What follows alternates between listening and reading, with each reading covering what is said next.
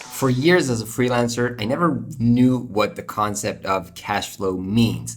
I was looking into and tracking how much money goes into my bank account, but I didn't realize what cash flow means, what cash flow positive business is versus cash flow negative business is. It just sounded too businessy for me. But now that I do understand those concepts, I realize how important they are. They're actually pretty simple to understand. And if I realized this years ago, I think I would probably operate a totally different way. And I realized that for years I was operating in a really ruinous way for my business.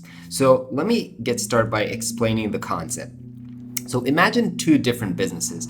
One of them, let's call it Old Run, is a cash flow negative business. And in that case, I'm a designer and I sell design services. And so I have a client, I'm doing the design for them. And when I finish my work, I send them an invoice and then they pay me either right away, a few days later, or whatever, net 30, something like this.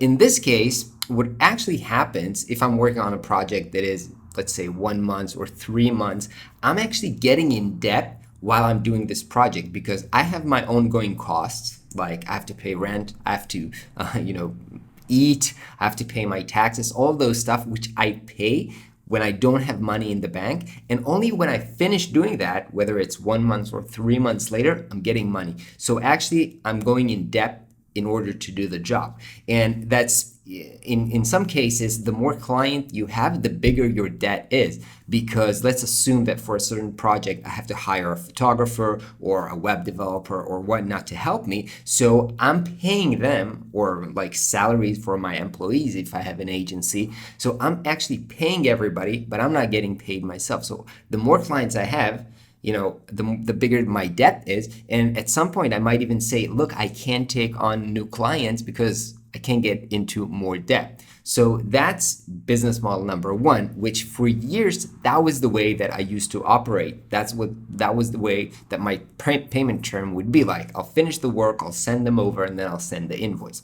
Now, let's imagine a current run, which is a cash flow positive business. And in this case, before I do the work, I invoice, I get paid, and only after I get paid, I do the work. In this case, I first get money to pay everything that I need to have, and only then I do the work. And so the more clients I have, the more resources I have, and so I can, hire more people, expand and invest in growth. And so the more clients I have, the bigger my business, the bigger, my business is just great because it has cash to operate with, to make investment, to buy equipment, to do everything it needs to do as a business.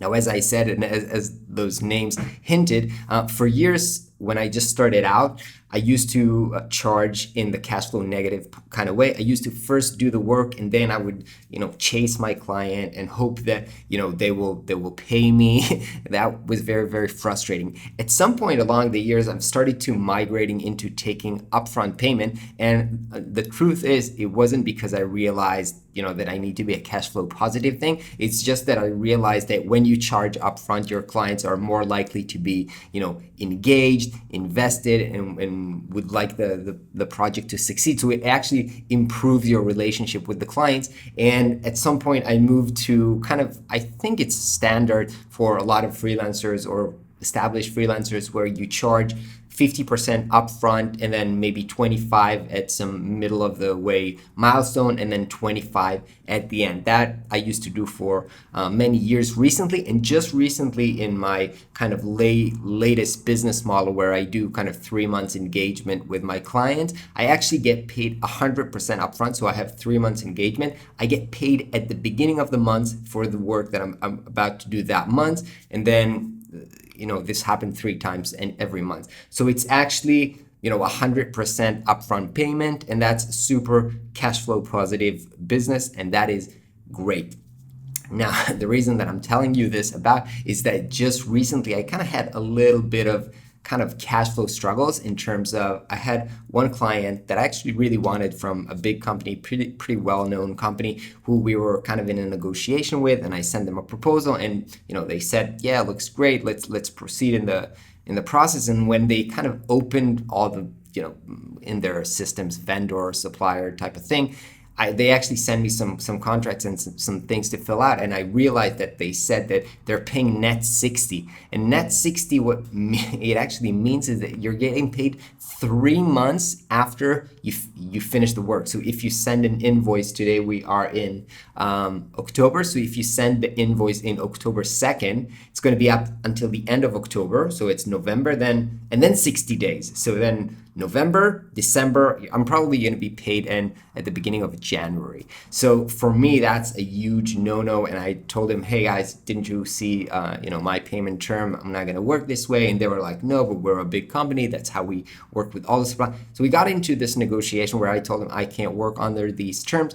And while we were negotiating, this was spreading way too long, and I had another opportunity with a client that was willing to pay with my own terms. And so I went for that client. So in a sense, I might have missed out on a big opportunity, but it was more important for me to, maintain my cash flow positive position. And you should understand that actually cash flow is also something, and payment term is something that you can negotiate. So because cash in hand right now is worth more than future cash. So you might even discount, like $90 right now is better than $100 in 3 months. So you might be able to kind of negotiate the payment terms like that, get a discount for, So another example of that is a project I did maybe 2 quarters ago.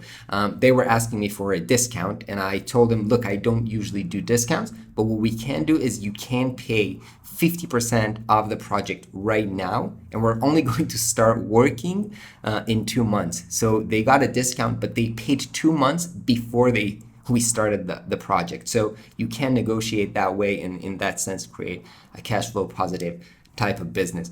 Now, the second thing that happened was that last month I've launched an online course, which I've shared with you here, and I'm using a system called Teachable to sell my online course. And one thing that I didn't understand when I started doing this is that they are paying me net 30, which means they're holding my money for 30 days after people buy my course, if somebody wants a refund or something like that, and they only pay me eventually 2 months after the payment. And so what happened last quarter is I kind of made a big bet on this online course. So I took less consulting gigs, and I did made a lot of money with the online course. It was a huge success, but they're still holding my money. So for sales I did in September, I'm only going to get paid in November. So that sucks. That kind of changed my cash flow position, and now I'm in kind of a gap where I didn't get all my money, and I'm still making investment. I'm paying now a Facebook ads agency. I'm going on conventions to the US. I'm doing all these type of investments where I'm using cash, but I didn't get the cash that I already generated. So this is kind of a position where I need to figure out how I change this to go back into being 100% cash flow positive business. Anyway, I hope this was helpful for you, because for me, I just learned these concepts pretty recently, which is kind of a shame. I think more freelancers should be aware of that and know how to, run their business and how to build their payment terms and structure their relationship with their clients in order to be successful businesses. So you don't end up doing great work for your client, but getting in debt just in order to do that great work for them. All right. Hope you're having a wonderful day. I'll catch you next week.